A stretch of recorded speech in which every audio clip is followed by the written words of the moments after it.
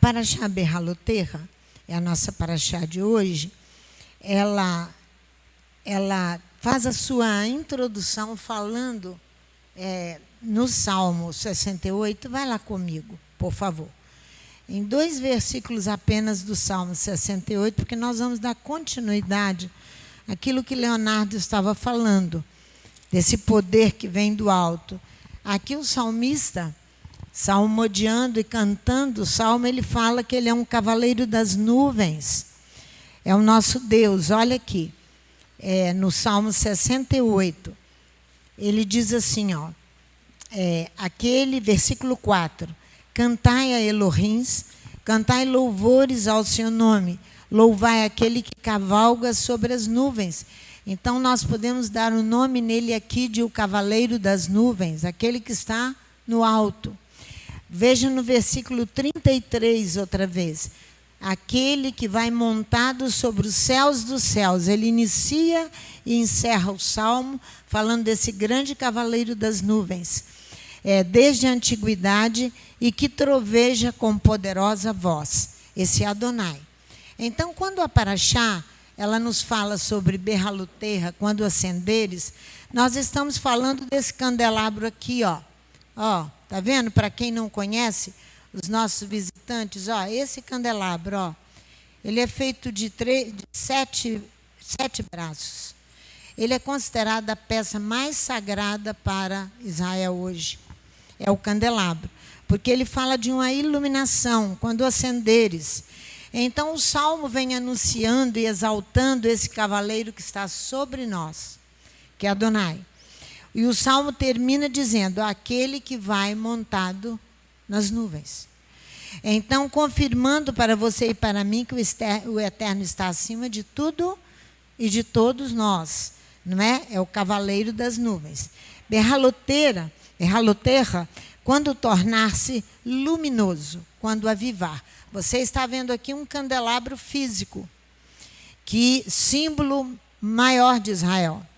Porém, ele também vai falar de uma questão espiritual quando ascenderes a esse cavaleiro que está nas nuvens. Quando subires até ele. Como nós subiremos até ele? Sendo iluminados como esse candelabro, como essa menorá no hebraico que fala. Vamos então ali na Torá. Vamos lá. Números capítulo 8. Quando Adonai fala a Moisés para dizer, olha aqui, capítulo 8. Disse o Eterno a Moisés, fala a Arão e diz-lhe, quando acenderes as 7 lâmpadas, deverão iluminar a área em frente do candelabro. Olha nessa tradução. Adonai fala a Moisés para dizer, quando fizeres subir as lâmpadas, acender as luzes da sua vida e da minha vida, diante das faces do candelabro, as 7 lâmpadas iluminarão. Arão faz assim, olha aqui, ó, versículo 3. Assim fez Arão. Pôs as lâmpadas voltadas para a frente do candelabro, como o Eterno ordenara a Moisés.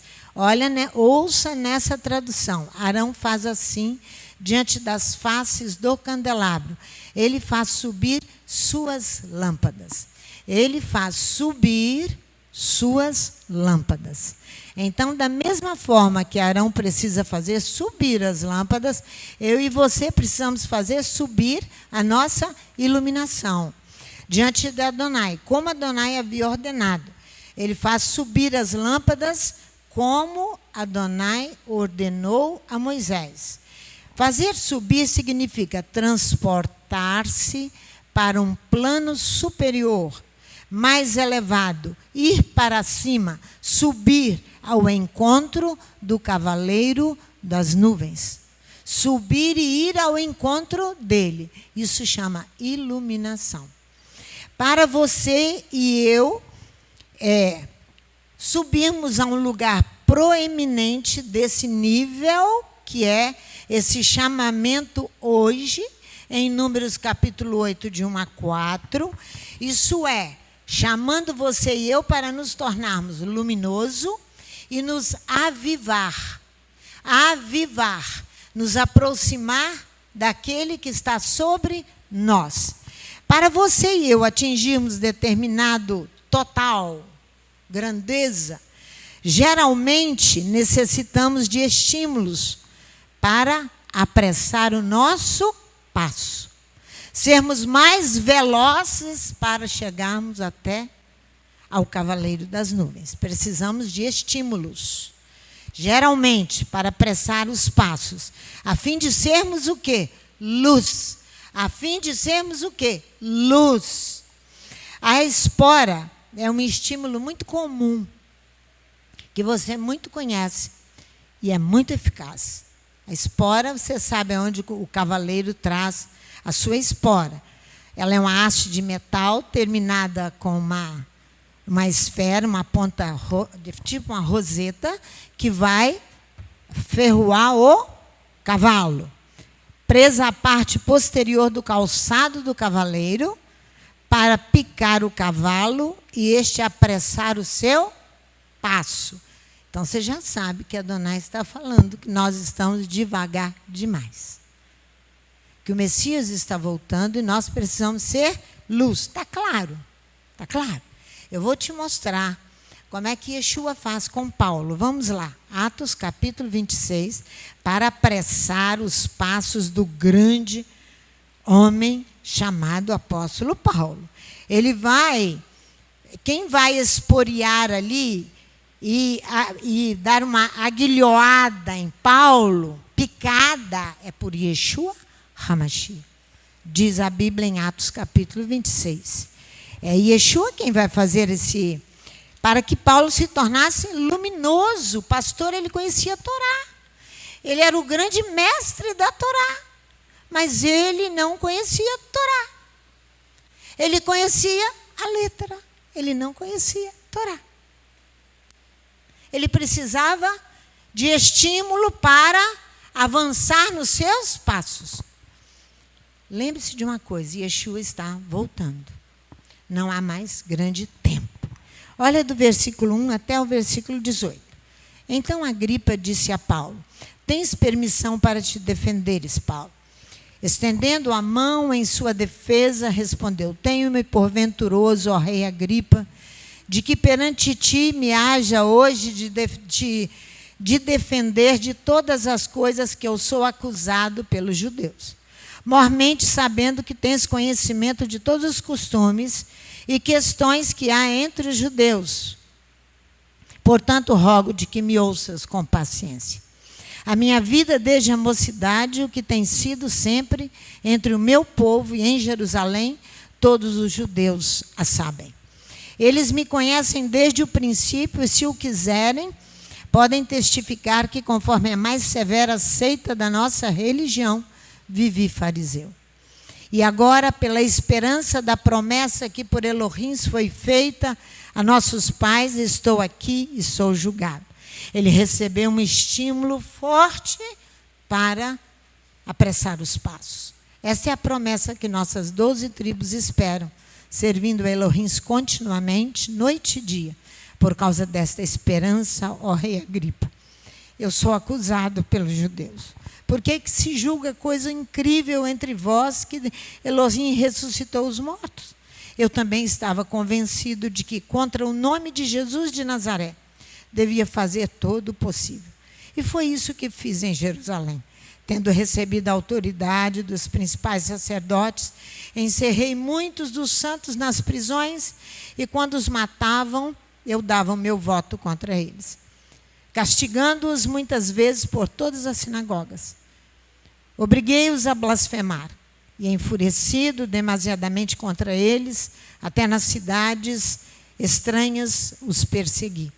Numa destas viagens, vindo eu a Damasco, com a autoridade e comissão dos principais sacerdotes, ao meio-dia, quer dizer, numa luz ardente do sol.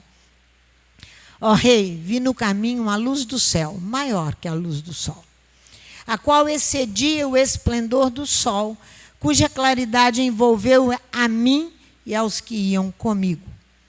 Caindo nós todos por terra, ouvi uma voz que me falava em língua hebraica: Saulo, Saulo, por que me persegues? Dura coisa é recalcitrares contra os aguilhões, contra as ferroadas, para que nós andemos mais rápido. Disse eu, quem és, Senhor? Respondeu ele, eu sou Yeshua, quem tu persegues. Agora levanta-te, põe em pé, porque você vai andar mais rápido. E eu te apareci por isso, para te fazer ministro e testemunha tanto das coisas que tens visto, como daquelas pelas quais te aparecerei ainda. Eu te livrarei deste povo e dos gentios, a quem agora te envio, para lhes abrir os olhos e das trevas retornares à luz, para abrir os teus olhos e das trevas retornares à luz. Nós precisamos ser luz, nós precisamos acender. Isso é difícil de entender? Está difícil de entender? Porque às vezes eu ouço que parece que eu estou falando em grego ou em outra língua qualquer aqui, porque vocês acham difícil demais para entender isso. Para ser luz é difícil demais entender? Não é. Não é. Cuidado com as acusações que são meras fantasias da nossa própria cabeça, para lhes abrir os olhos e das trevas retornares à luz e do poder de Satanás a Elohim, a fim de que recebam remissão dos pecados e herança entre aqueles que são santificados pela fé no Mashiach. Isso é um aguilhão, isso é uma espora bem colocada para que o cavaleiro possa andar mais rápido. Hoje, com a pandemia Covid-19, para os que ficaram vivos, que somos nós, somos esporeados. A espora se dá com a fome. Com a fome. Com a fome. Esta é a forma clássica do eterno agir, trazendo a fome em várias histórias e épocas da humanidade. Trazendo a fome. É a forma clássica que ele vai esporear.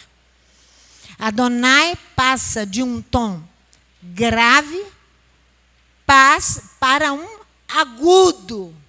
Fome generalizada. Fome de pão e fome de palavra. De um tom grave para um tom agudo, a fim de que os homens apressem o passo e façam como Arão. Ele vai fazer subir as lâmpadas, como as suas lâmpadas. Ele vai fazer subir as suas lâmpadas, como Adonai havia ordenado. Olha aqui, voltemos à Torá. Números capítulo 8, versículo 4. Eis a obra do candelabro, eis a obra da menorá. Dessa peça que parece muito simples, não é? Ela tem uma simbologia sagrada. Eis a obra do candelabro. Olha aqui, ó. O candelabro será feito de ouro batido, material de primeiríssima, desde o seu pedestal até as suas flores, segundo o modelo que o Eterno mostrara a Moisés, assim fez o candelabro. Até seu flanco, até sua flor, uma concreção de ouro. O que é uma concreção de ouro? Ele é símbolo da luz divina, já que o Eterno se revela na luz. Presta atenção no que eu estou falando. O Eterno se revela na luz e não nas trevas. Ele vai lá nas trevas e te arranca de lá. Mas ele quer se revelar, se mostrar na luz. Lembra da sarça ardente, Êxodo capítulo 3? Quando ele aparece para Moisés? Então, ele vai aparecer como fogo ali, na luz. Ele se revela na luz. Para que você e eu venhamos entender, berraloterra, quando acenderes, devemos querer vir para a luz, diz Yeshua. Devemos querer vir para a luz, diz Yeshua. Devemos querer vir para a luz, diz Yeshua. Mas o artesão da verdade, você que trabalha com as suas mãos, vem para a luz, diz Yeshua, para que seja manifesta as suas obras, que elas são feitas em Elohims. Vão lá? Vão lá, João capítulo 3, versículo 21. João capítulo 3, versículo 21. Olha, leia comigo, capítulo 3, versículo 21. Yeshua está falando desse candelabro, desta iluminação, dessa peça em ouro puro, feito de uma concreção. Você pega um lingote de ferro e vai esculpir nele, não tem emenda nele não. É esculpido no lingote de ferro, a peça. Veja aí o versículo 21 juntamente comigo. Olha aqui. Mas quem vive de acordo com a verdade vem para a luz, a fim de que veja claramente, que se veja claramente que as suas obras são feitas em Elohim. Quem quer viver nas trevas, porque não quer que as suas obras sejam vistas. É isso que Yeshua está dizendo. A ideia fundamental com a qual se abre o livro de João, capítulo 1, a ideia fundamental é esta: as trevas que não compreenderam a luz. Ora, as trevas não compreenderam a luz. Olha aí, passa só a página para João 1. Veja o versículo 4 de João 1. Nele está a vida, e a vida é a luz dos homens. E a vida é a luz dos homens. Então, a vida é a luz, manifestando a presença de Adonai na criação aqui. Ó. Todos os homens participam do dom da vida e da luz, que emana diretamente de Adonai. Todos. Mas nem todos querem a luz. Alguns querem permanecer nas trevas, porque não compreenderam a luz. Olha João 1, versículo 5. A luz resplandece aonde? Nas trevas. E as trevas não prevaleceram sobre ela.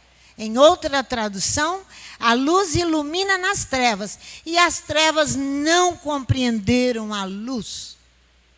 Não, igual você não diz, sai daqui, e diz que não compreendeu nada. Essa lição fácil, fácil, fácil e fácil.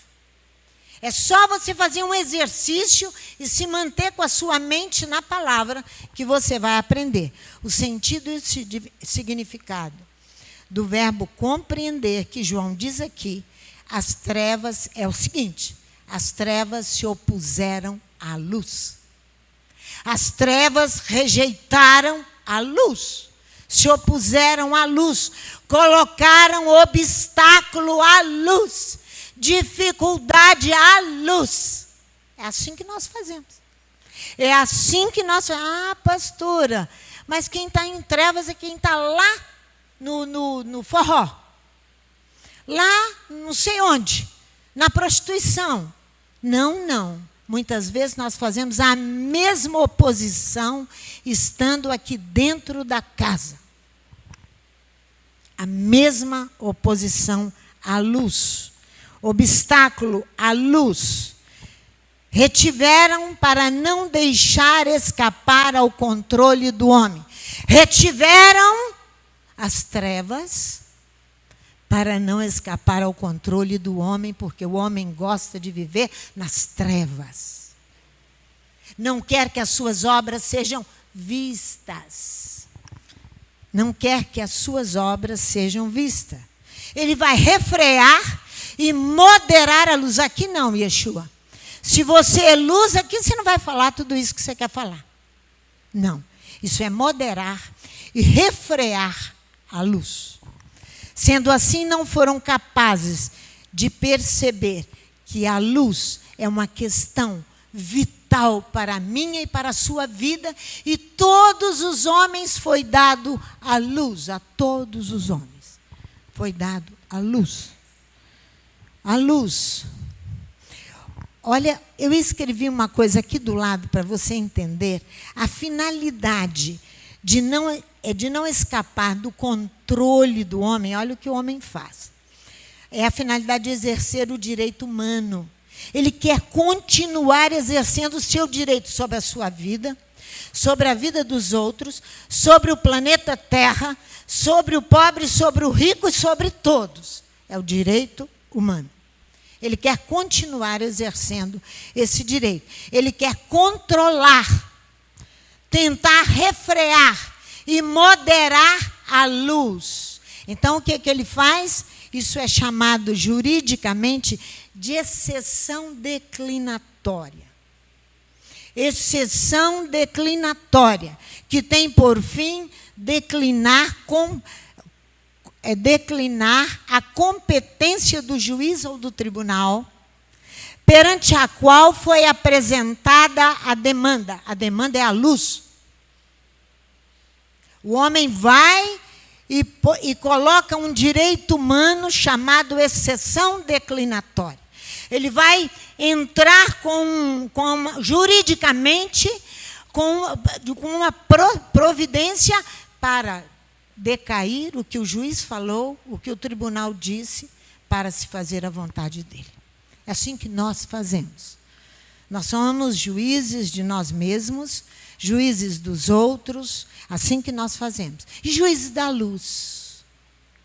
Juízes da luz, para que ela não se manifeste. Isso é moderar a luz, isso é criar obstáculos. No hebraico, o verbo compreender é cabala.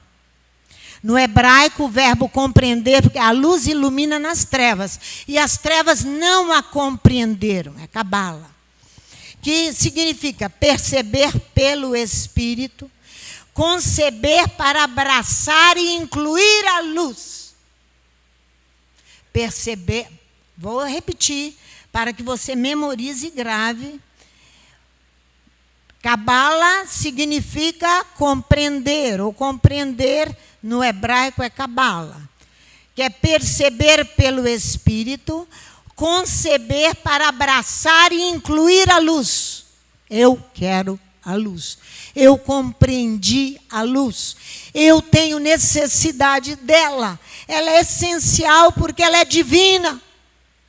Ela é necessária e indispensável à minha e à sua vida e à vida de todos no planeta. Continue aqui com João 3 comigo, por favor. Yeshua é forte aqui demais. Como sempre, ele é muito forte. O Rabi é muito forte. Quem está esperando que ele vai passar a mão na cabeça de alguém, quando ele voltar, não vai. Olha aqui o que ele diz no versículo 19. Nessa tradução diz assim: a condenação é esta. A luz veio ao mundo, ele diz assim, em outra tradução, eis o julgamento. Eis o julgamento. E Yeshua pronuncia o julgamento, o litígio entre o homem e o Criador. Eis o julgamento. Olha aqui.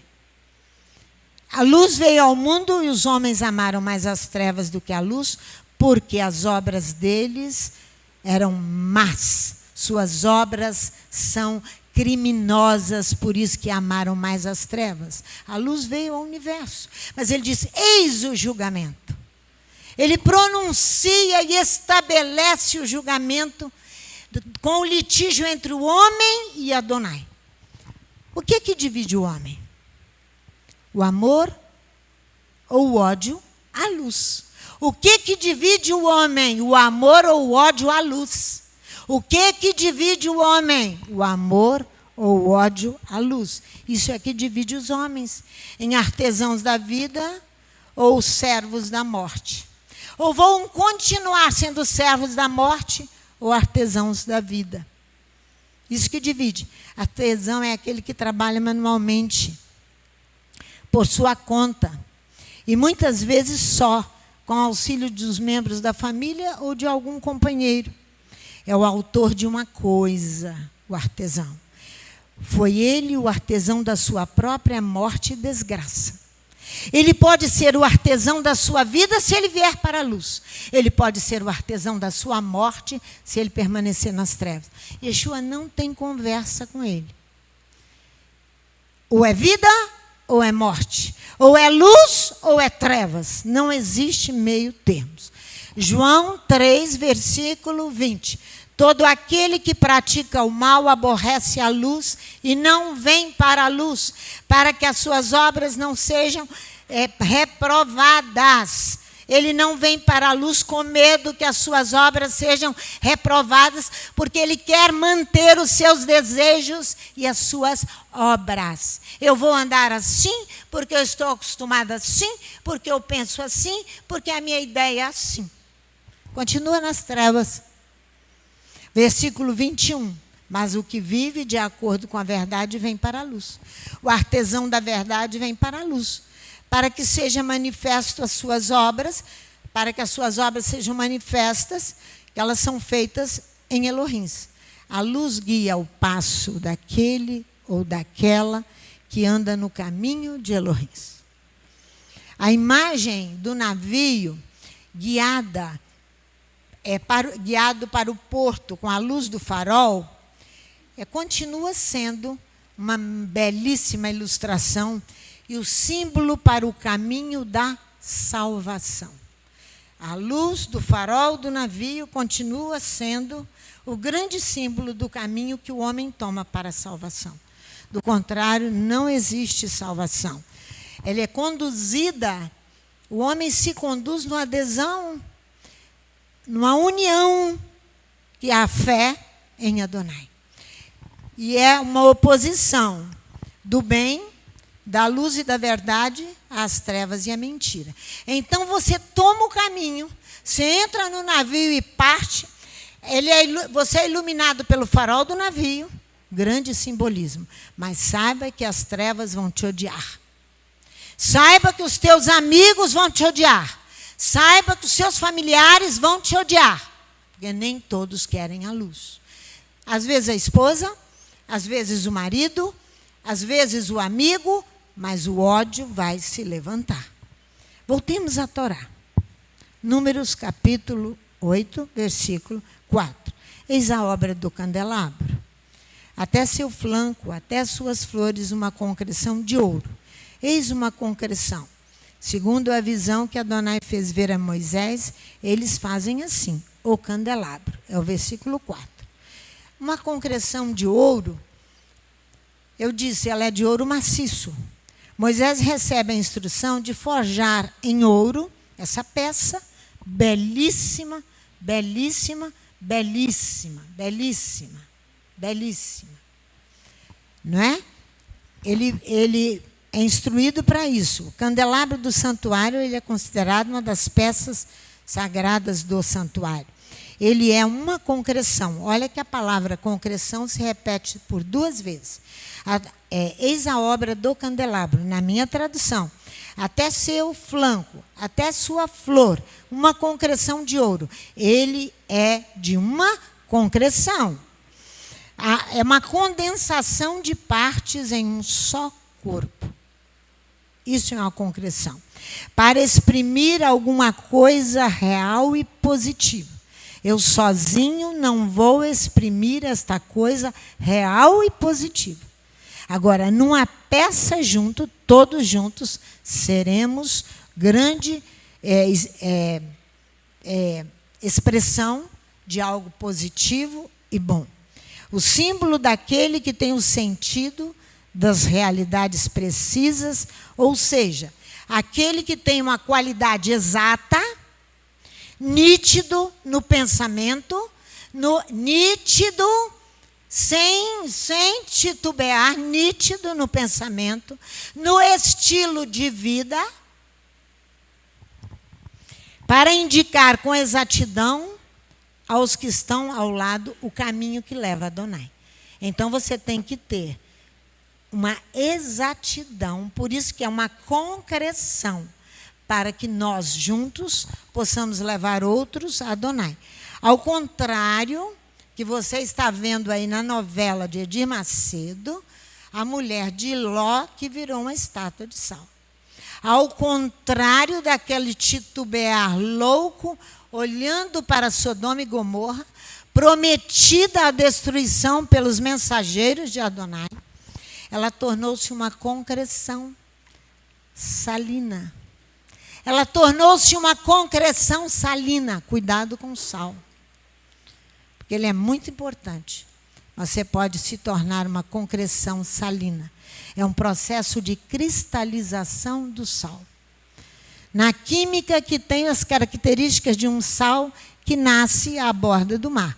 Se você for ao Mar Morto hoje, você terá que ir calçado de uma sandália de borracha, porque formam essas concreções e tornam-se pontiagudas e vão furar o teu pé. Então você tem que ir bem calçado e entrar no mar, porque ela nasce à borda do mar. A Torá diz: sua mulher olha para trás e torna-se um pilar de sal. Não é uma estátua, igual mostraram para vocês, não é. Nem uma coluna. Ela não foi nada disso. No hebraico quer dizer a mulher de Ló, ela vai postar-se. Ela vai colocar-se num lugar e toma uma postura definitiva contrária à luz, nascida da sua incapacidade para libertar-se de um passado corrompido, cumprido, de saudades deste passado. Está aparecendo conosco. Saudades deste passado que desapareceu. Que Adonai tornou tudo em cinzas. Desapareceu. Então precisa desaparecer da nossa vida para você não tornar uma concreção salina tudo que é passageiro. Você precisa se ater nas coisas espirituais para que você não fique vivendo um saudosismo que vai te levar à morte. Vai te levar à morte, vai levar a minha morte. Essa é uma concreção salina. Cuidado. Nós queremos olhar com vocês. Essa foi só a introdução. 3 movimentos do coração. Se nós não acabarmos agora de manhã, nós vamos acabar à tarde. 3 movimentos do coração. O primeiro movimento do coração é o coração vazio. O segundo movimento do coração é o coração de pedra, que vocês estão orando aí. E agora nós vamos ensinar. O terceiro é o coração voluntário. O terceiro é o coração voluntário. 3 movimentos do coração. O último é do voluntário. O primeiro é o vazio, o segundo é o de pedra, o terceiro, ele é o voluntário. Primeiro movimento, coração vazio. Vazio porque não diz nada. Vazio é aquilo que não diz nada. Não contém nada.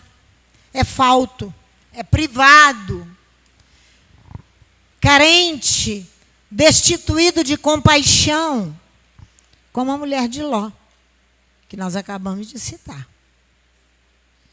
Pejorativamente, vazio é tudo aquilo que é vão, fútil, frívolo. Na matemática, disse de um conjunto que não comporta nenhum elemento. Olha na química, na física, um espaço que não contém nenhum corpo material. Isso é vazio. Ou onde partículas materiais são muito rarefeitas. Então há um vazio. É um vácuo. O que gera um coração vazio? Saudade, vaidade, saudade e vaidade, insignificância e orgulho. Biblicamente, um coração vazio é tão grave, é tão grave, é tão grave, que eu vou te mostrar que é tão grave. É tão grave que Adonai deu para nós um termo chamado Shetik Moshe. Sabe o que significa Shetik? É alguma coisa demasiadamente repetitiva, é alguma coisa inconstante, é o Shetik. Muito ruim, é uma bobagem, mas essa é uma palavra alemã, é Yiddish. holandesa, alemã, hebraica. Os jornalistas usam muito com os políticos. Chetik. É um chetik. Isso é uma coisa vazia. Chique o Eterno, né? Conosco. Um exemplo bíblico. Além da vaidade de Ló. Ele fala Chetik Moshe, porque está na Torá. Chetik era a mulher de Ló. Você também quer ser um Chetik? Com a mulher de Ló? Vazio? Além daquela que se tornou uma concreção de sal, nós temos na Bíblia Pelatias, filho de Benaia, um líder do povo de Israel. Acusado por Ezequiel de dar maus conselhos, capítulo 11. Vamos lá. Ezequiel, capítulo 11, porque depois nós estamos lendo a promessa de purificação, não é? Mas nós vamos falar do Chetik, Pelatias. Olha o capítulo 11. Dava maus conselhos durante o tempo em que Babilônia estava Babilônia assediava Jerusalém, desculpe-me. Pelatias é cheio de Chetik, ele não é confiável. Olha aí. Vai ver comigo, vamos ler. Então o Espírito me levantou e me levou à porta oriental da casa do Eterno. Está falando de servos do Eterno, de homens grandes dentro da casa de Adonai. Que olha para o oriente. 25 homens estavam à entrada da porta. No meio deles vi a Jaazanias, filho de Azur, e a Pelatias, filho de Benaia, chefes do povo. Disse-me o Eterno, filho do homem, estes são os homens que maquinam a iniquidade e dão ímpio conselho nesta cidade, porque falavam não pela boca de Adonai, mas falavam coisas vazias, Chetik. Eles dizem, não está próximo o tempo de construir casas. Quando eu disse que nós precisamos vir para a luz, e ele vai aguilhoar, aferroar para que nós apressemos o passo, você entenda isso para você e para a pastora Sandra. Eles dizem, não está próximo o tempo de construir casas. Eles dizem, nada, o Messias ainda vai demorar muito. Esta cidade é a panela e nós a carne. Portanto, profetiza contra eles, profetiza ao Filho do Homem. Então o Espírito do Eterno caiu sobre mim e disse-me, fala. Assim diz o Eterno. Assim tendes dito, ó casa de Israel, mas conheço as coisas que vos entram na mente. Ele conhece o que entra na mente de cada um de nós. Multiplicaste os vossos mortos nessa cidade, encheste as suas ruas de mortos. Portanto, assim diz o Eterno Elohim, vossos mortos que deitastes no meio dela, são a carne, e ela é a panela. A vós, porém, vos tirarei do meio dela. Temestes a espada trarei sobre vós, diz o Eterno Elohim. E vos farei sair do meio dela, e vos entregarei na mão de estrangeiros. Executarei os meus juízos entre vós. Caireis a espada, e nos confins de Israel vos julgarei. Então sabereis que eu sou o Eterno. Esta cidade não vos servirá de panela, nem vos servireis de carne no meio dela, obras da carne. Nos confins de Israel vos julgarei. Sabereis que eu sou o Eterno. Pois nos meus estatutos não andastes, nem executastes os meus juízos, antes fizeste conforme os juízos das nações que estão em redor de vós. Ora, profetizando eu, morreu Pelatias, filho de Benaia. O que tornou a mulher de Ló numa concreção de salina? Concreção salina. Morta. O que acontece com Pelatias? Morto. O vazio que não quer se encher da palavra de Adonai, vai morrer. Como esses, se não se arrepender. Então caí sobre o meu rosto e clamei em grande voz, Eterno Elohim, darás tu fim ao resto de Israel? E aí começa o clamor, até o versículo 25, para que troque o coração de pedra por um coração de carne. Ali você tem ainda aqui você tem uma promessa de purificação. No capítulo 36 de Ezequiel, que nós estamos orando, é uma promessa de purificação pelo coração de pedra. Mas o coração vazio, não. Não.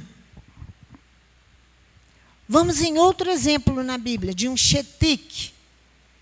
Ezequias, segundo Reis, capítulo 20. O rei Ezequias foi privado de sabedoria divina, segundo Reis, capítulo 20, versículo 12 a 21. O rei Ezequias, outro líder de Israel. Adonai submeteu o rei à prova para ver o que ele faria por ele mesmo. Ele não fez nada. O que ele faria por ele mesmo, ele não fez nada. Todas as obras dele desapareceram. Ele não fez nada. Segundo Reis, capítulo 20, deixa eu chegar lá. Olha o versículo 12. Segundo Reis 20, versículo 12. O homem não vai fazer nada por ele. Olha aí. Nesse tempo, enviou Merodach, Baladã, filho de Baladã, rei de Babilônia, cartas e um presente a Ezequias, porque ouvira que Ezequias estivera doente. Irmãos, Jerusalém tinha sido tomada, praticamente assediada, e foi livre pela voz do profeta dita por Adonai, que foi Isaías. Ezequias teve um livramento tremendo. Ezequias orou, Adonai ouviu. Ezequias se elevou, mas nada disso resolve diante de Adonai. Ele vai provar o coração, são movimentos do coração. Ele vai provar. Ezequias recebeu os mensageiros e lhe mostrou toda a casa de seu tesouro. A prata, o ouro, as especiarias, os melhores ungüentos, a sua casa de armas, tudo o que havia nos seus tesouros. Orgulho, não é? Orgulho de Ezequias, o chetique, Ezequias, privado de sabedoria divina. Coisa alguma houve que não lhes mostrasse, nem em sua casa, nem em todo o seu domínio. Então o profeta Isaías veio ao rei Ezequias e lhe perguntou: que disseram aqueles homens e de onde vieram a ti?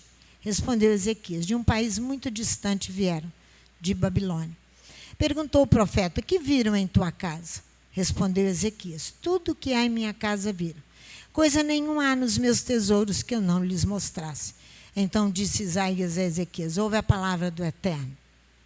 Seu chetique, seu vazio, vem dias em que tudo o que houver em tua casa e que os teus pais entesouraram até o dia de hoje será levado para a Babilônia. Não ficará coisa alguma, disse o Eterno. E até mesmo teus filhos que procederem de ti, que tu gerares, tomarão para que sejam eunucos no palácio do rei de Babilônia. Então disse Ezequias a Isaías: boa é a palavra do Eterno que disseste. Isso é resposta. Pois pensava, não haverá paz e segurança em meus dias? Só pensava nele. Ele é um vazio. Só pensava nele, ele é vazio. Chetique. Vazio. Então disse Ezequias: pois eu pensava que haveria paz e segurança em meus dias. Egoísta.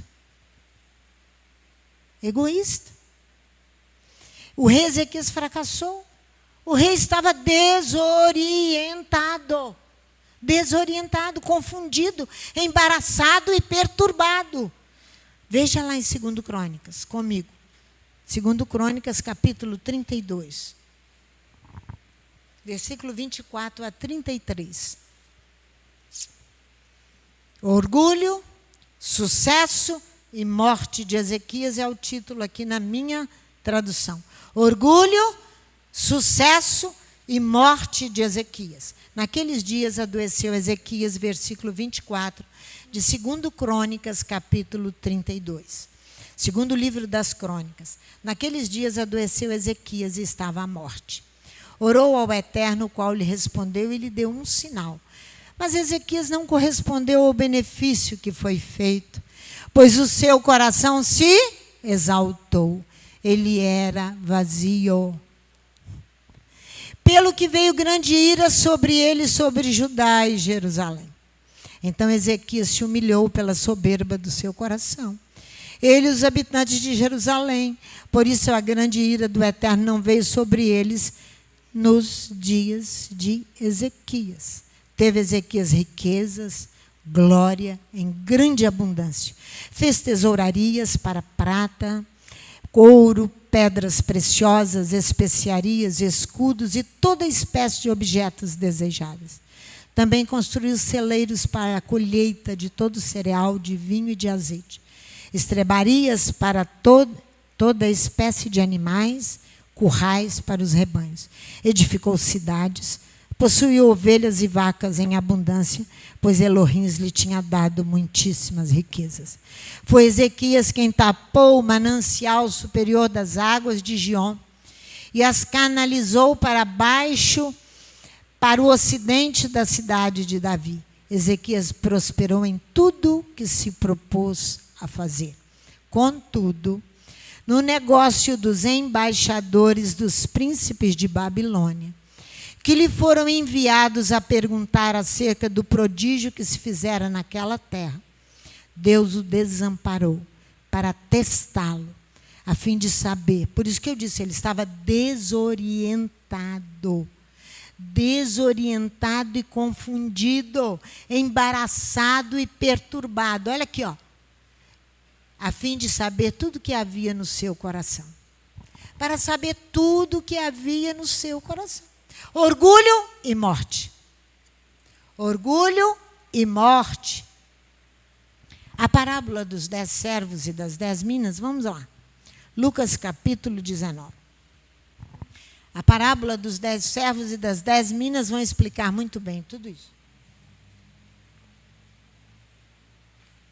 Porque aquilo que ele deixou nas suas mãos terás que multiplicar. O que eu disse, Lucas? Lucas capítulo 19.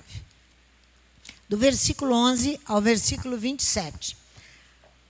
Aqui Yeshua conta uma parábola rigorosíssima. O fim daquele que é vazio. O fim daquele que é vazio. A partida de Yeshua é provisória. Fala para o seu amigo que está do seu lado. A partida de Yeshua é provisória. O rabi dessa casa voltará. Estão ouvindo? O rabi desta casa voltará. Para julgar aqueles sobre quem Adonai o constituiu rei. Ele não é o nosso rei. Nós nos falamos que ele é o rei de Israel. Que ele é o nosso rei, sobre aquele que ele constituiu rei, sobre os seus súditos ele vai julgar. Ele é o rei. O candidato à realeza, Yeshua, vai procurar sua investidura aqui agora num país longínquo. Ele está distante. Ele está fora. Você tem a obrigação de multiplicar o que ele colocou nas suas mãos. Se não multiplicar, você é considerado um shetik, vazio. Olha, vamos começar no versículo 11. Ouvindo eles estas coisas, Yeshua contou-lhes uma parábola, porque estava perto de Jerusalém. E pensavam que o reino de Elohim havia de manifestar-se imediatamente. Disse ele: certo homem nobre partiu para uma terra remota, longínqua. Quem tem essa nobreza? Yeshua. A fim de tomar para si um reino e depois voltar. Vai lá receber investidura e posse e vai voltar. Chamando 10 servos seus, deu-lhes 10 minas e disse-lhes: negociai até que eu volte. Mas os seus concidadãos o odiavam e mandaram após eles embaixadores, dizendo: não queremos que este reine sobre nós. Nós não queremos esse rei. Nós queremos nós mesmos reinar. Nós mesmos.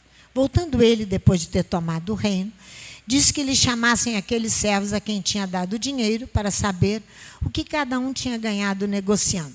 Veio o primeiro e disse: Adão, a tua mina rendeu 10 minas.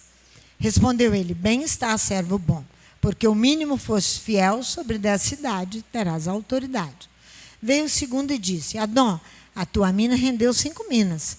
A este disse também: sê tu sobre 5 cidades. Veio outro dizendo: Adão, aqui está a tua mina, que eu guardei num lenço. Eu não a multipliquei, eu não quis trabalhar, eu resolvi dormir, eu resolvi fazer do meu jeito. Do meu jeito. Do jeito que eu penso, que eu acho, que eu tenho ideia. Porque eu me faço como Deus. Então, tive medo de ti, porque és homem rigoroso, que tiras o que não depositaste e cega o que não semeaste.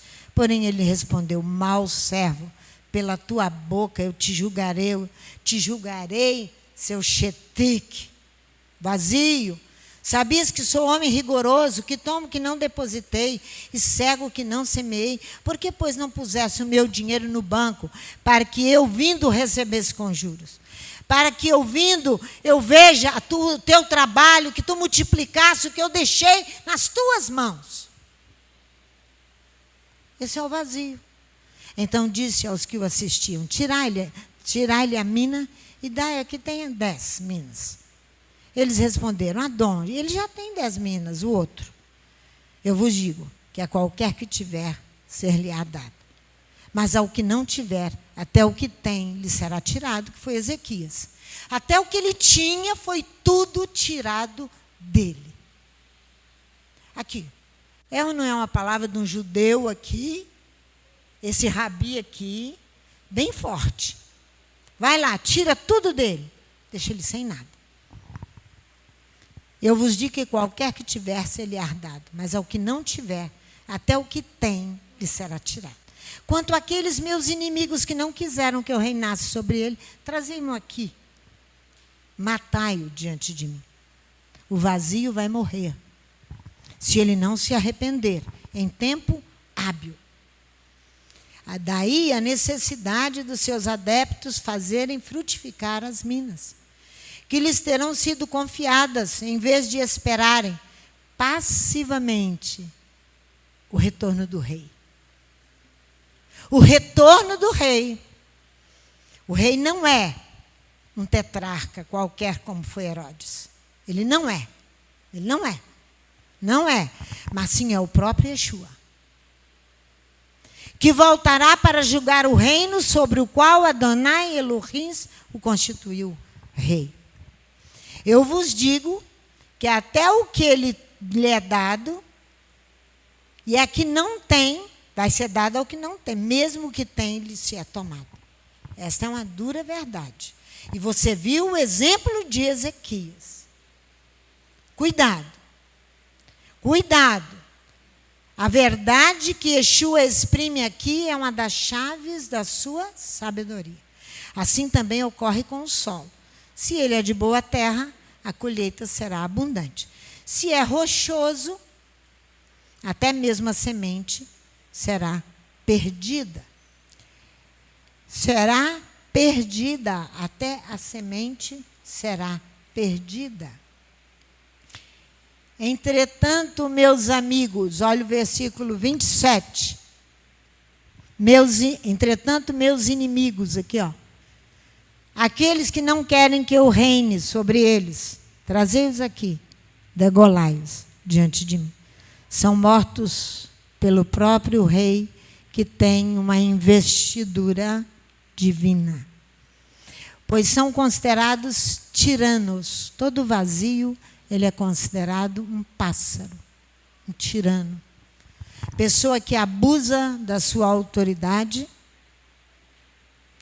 é comparado a um pássaro americano, da família dos tiranídeos. São aves canoras que canta harmoniosamente, suavemente, mas ela é uma ave. Você quer ser comparado a uma ave? pode cantar lindissimamente, mas se seu coração não estiver ajustado às exigências da Torá e de Yeshua HaMashiach, você é um vazio. Você é um pássaro. Você é um tirano. Você é um chetique. O segundo movimento do coração é o coração de pedra. Mas o coração de pedra é acompanhado de promessa. Nós vamos à parábola do semeador, Mateus capítulo 13.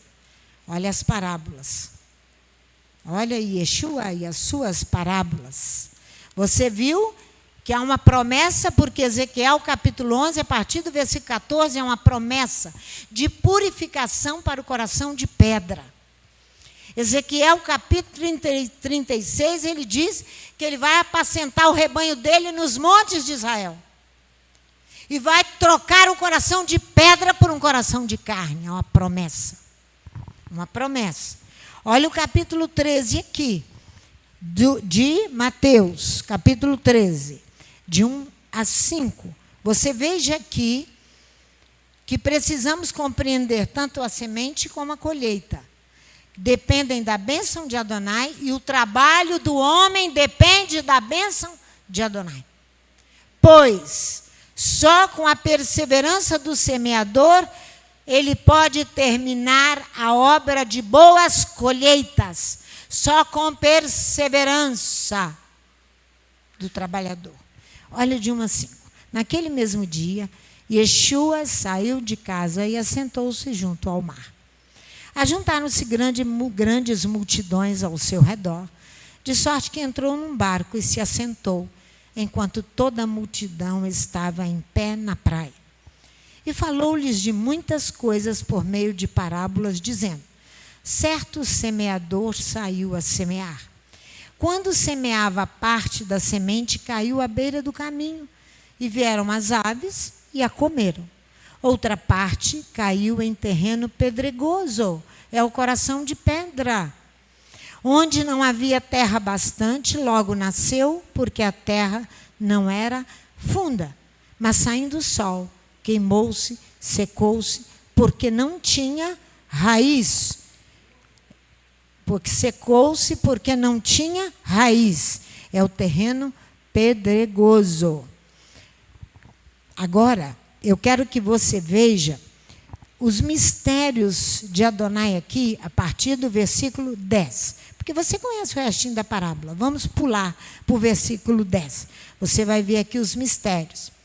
Aqui, cercando-o dele, os discípulos disseram: por que eles falam por meio de parábolas, mestre? Respondeu-lhe Yeshua: porque a vós é dado conhecer os mistérios do reino dos céus, mas a eles não é-lhes dado a entender. O coração se torna de pedra porque ele é impenetrável. Impenetrável da semente. Que apenas Adonai pode revelar seus mistérios no coração de pedra. Apenas Adonai pode revelar os seus mistérios. Por isso que ele é chamado coração de pedra.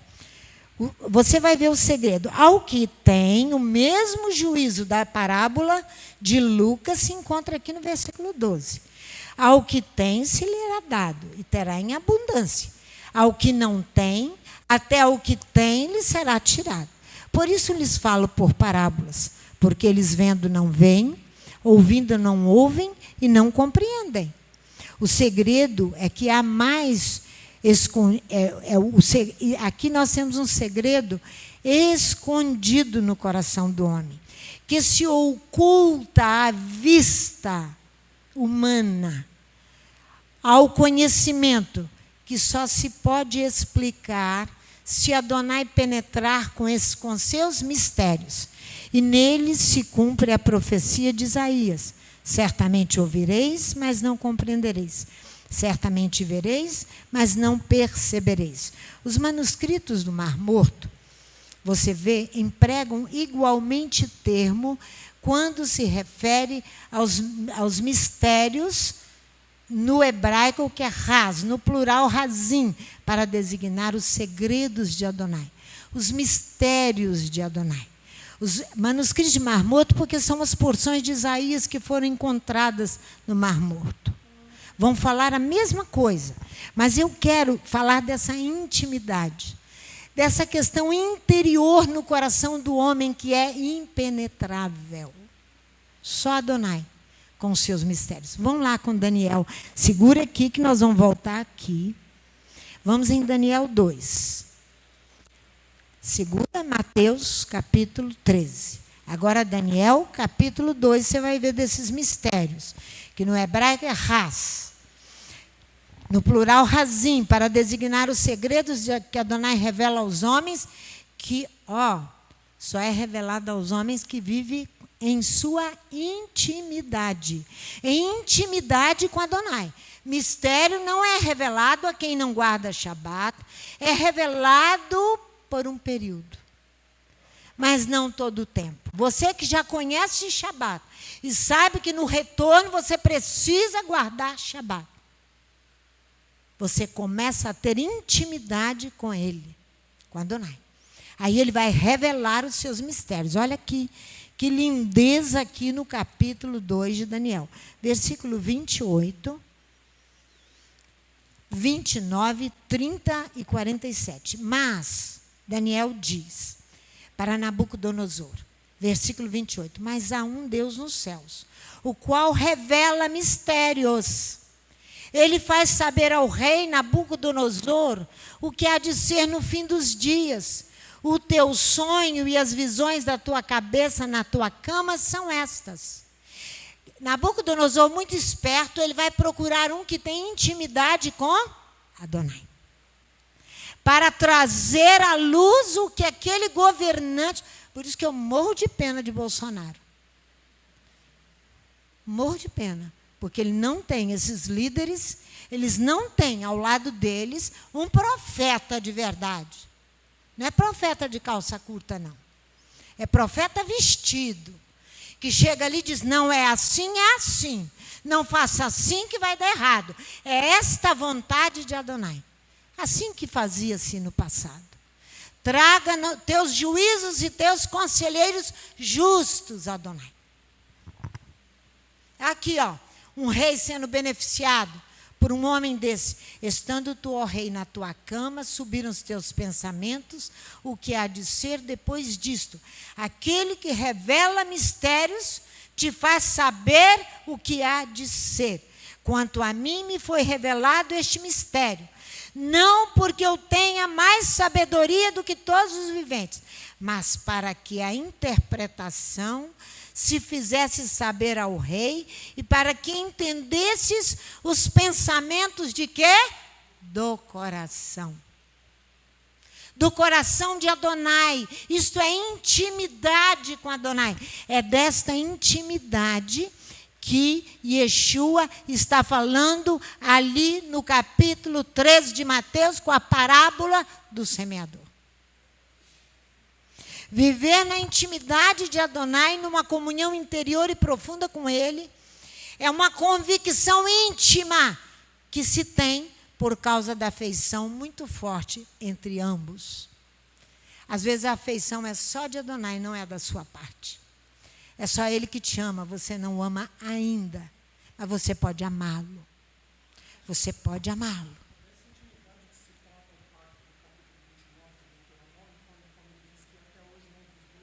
Ah, amém, Léo. Eu ia lá, mas amém. Leia para mim que eu vou tomar água. Toma aqui. Isso. É desta intimidade. É desse mistério que Yeshua está falando em Mateus 13. É porque no capítulo 29 de Deuteronômio, a própria Torá prevê que haveria um outro pacto que viria para trazer aquilo que ainda estava encoberto à luz. Isso. Né? Porque quando ele entrega a Torá ali no capítulo 19, 20 do livro do Êxodo, ele entrega uma Torá ainda não amplamente revelada, não que ela fosse incompleta, ou ela não fosse perfeita. Não, ela era perfeita, mas ainda não tinha dado ao homem o coração perfeito para entendê-la. Esse é o conceito de Brit Hadashah que Yeshua traz com ele, de nova aliança, que virou essa confusão com o cristianismo, que é esse coração dúbio que você acaba permanecendo quando você abandona a velha lei e fica só com a nova lei, quando elas duas são a mesma coisa. Só que num tempo outrora revelado e num tempo outrora não revelado. Oculto ainda. Oculto, que é o dentro do coração impenetrável do homem, que só os mistérios de Adonai. Porque o que o capítulo 29 fala é que sai de uma tábua, sai de um rolo, sai de um livro e vai para o nível do coração humano, o relacionamento. Então lê. O capítulo 29 de Deuteronômio, verso 1 ao 4, diz assim, ó, são estas as palavras... Léo, deixa eu chegar lá. Perdão, desculpa. 29, né? Deuteronômio 29, do verso 1 ao 4. Isso. Ele vai dizer assim, são estas as palavras da aliança que o Eterno ordenou a Moisés, que fizesse com os filhos de Israel, na terra de Moabe, além da aliança que fizera com eles em Horebe, além dos 10 mandamentos lá do Sinai. Moisés convocou todo Israel e lhes disse, tendes visto tudo o que perante os vossos olhos o Eterno fez na terra do Egito a Faraó, a todos os seus oficiais e a toda a sua terra. Com os vossos próprios olhos vistes grandes provas, os sinais e aquelas grandes maravilhas.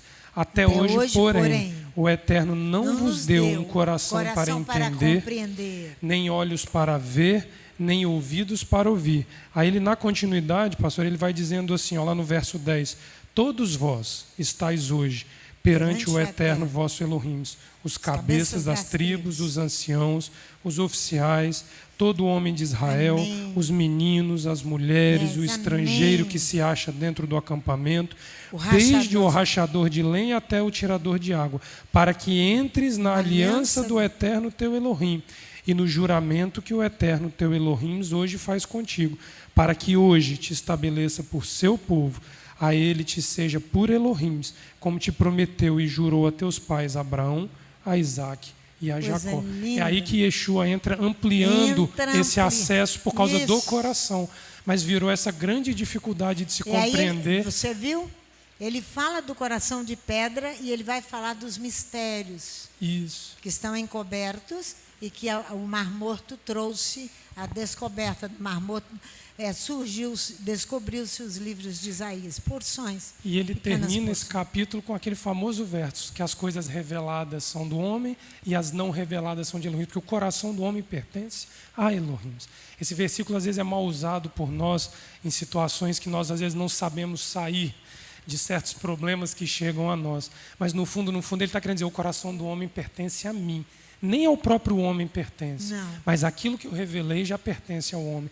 Então, se isso não é um tempo messiânico, eu não sei mais do que se trata tudo isso que Adonai tem falado conosco, porque falar de uma intimidade, daquilo que o pensamento humano não alcança dentro de si mesmo, é algo profundo demais, né, da parte de Adonai. Ele revela os seus segredos a quem é íntimo.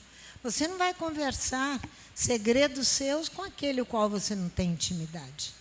Isso aí, por isso que ele vai mudar o coração. A promessa está aqui, ó. Olha, voltemos a Mateus 13. Léo, obrigada pela contribuição. Eu ia ler, mas foi bom que você me deu um descanso aqui na voz. Versículo 14, vamos voltar a ele e até ao finalzinho da parábola. Yeshua é demais. Aquele que rejeita-o como o seu rabi... Ai. Não sei nem o que vai dar esse negócio. E nele se cumpre, versículo 14, a profecia de Isaías. Certamente ouvireis, mas não compreendereis. Certamente vereis, mas não percebereis. Pois o coração deste povo está endurecido. Ouviram de mau grado com os ouvidos. Fecharam seus olhos para que não vejam com os olhos. Ouçam com os ouvidos e compreendam com o coração e retorne, e eu os cure. Mas em marcha os vossos olhos porque veem, e os vossos ouvidos porque ouvem. Pois em verdade vos digo que muitos profetas e justos desejaram ver o que vós vedes, e não ouviram. Ouvir o que vós ouvis, e não ouviram.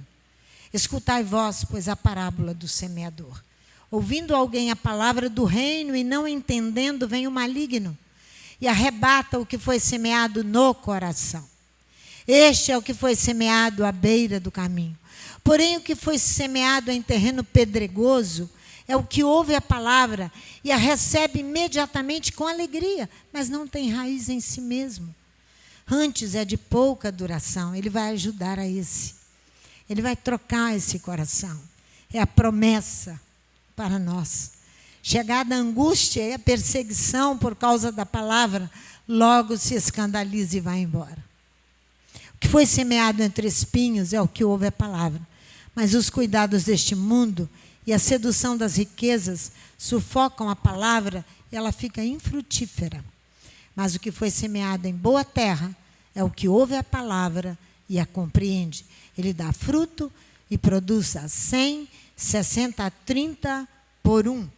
Então, viver na intimidade de Adonai, numa comunhão interior e profunda com Ele, numa convicção íntima, você terá que ter afeição a Ele e amor a Ele. Vamos lá em Efésios, para nós encerrarmos esse momento, Efésios 3, de 1 a 13, porque depois nós voltamos com um coração voluntário. É o clamor do reconhecimento. Até que a eira possa oferecer a oferta alçada da eira. No final do coração voluntário. A eira é aqui, ó. Até que ela possa oferecer a oferta voluntária da eira, que a Torá fala. Efésios 3, de 1 a 13. De 1 a 13, é isso aí. Por esta causa, eu, Paulo, sou prisioneiro do Machia por vós, os gentios. Se é que tendes ouvido a dispensação da graça de Elohim, que para convosco me foi dada. Isto é, o mistério, que me foi manifestado pela revelação, como acima em poucas palavras vos escrevi. Quando lerdes o que escrevi, podereis perceber a minha compreensão do mistério do Machia. Dá vontade de chorar, não dá, Fernanda? A qual em outras gerações não foi manifestado aos filhos dos homens, como agora foi revelado pelo Espírito aos seus santos apóstolos e profetas. O mistério é que os gentios são co-herdeiros e membros do mesmo corpo, e co-participantes da promessa do Machia e Yeshua, pelo ensino da Torá, dos Salmos e de todo o Segundo Testamento.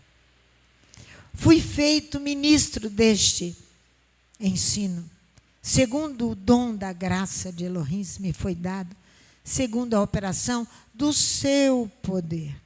A mim, o menor dos todos os santos, me foi dada esta graça de anunciar entre os gentios, por meio do ensino, as riquezas insondáveis do Machia, e demonstrar a todos qual seja a dispensação do mistério, que desde os séculos esteve oculto em Elohim, que a tudo criou. Foi assim que agora, pela comunidade, a multiforme sabedoria de Elohim seja conhecida, de principados, potestades, nas regiões celestes, segundo o eterno propósito que fez no Machia e Yeshua, nosso Adão, no qual temos ousadia e acesso em confiança pela fé nele. Portanto, eu peço-vos que não desfaleçais nas minhas tribulações por vós, que são a vossa glória. Por causa disso, me ponho de joelhos perante o Pai de nosso Adão, Yeshua HaMashiach, do qual toda a família nos céus e na terra toma o nome. Eu oro para que, segundo as riquezas da sua glória, vos conceda que sejais fortalecidos com poder pelo Espírito no seu coração, no homem interior. Pai, eu te agradeço muito por este ensino, te agradeço muito pelos teus mistérios, pelas tuas revelações a nós. O menor de todos somos nós, mas nós te agradecemos. Te louvamos e te bendizemos pela tua grandeza e pelo teu poder. Oramos para que cada um de nós seja fortalecido no homem interior, no seu coração, para que verdadeiramente sejamos purificados e trocados o nosso coração de pedra, como promessa que tu falaste pela boca dos teus profetas. e nos dê um coração de carne sensível. É o que nós te pedimos. Em nome de Yeshua, o Mashiach. Amém.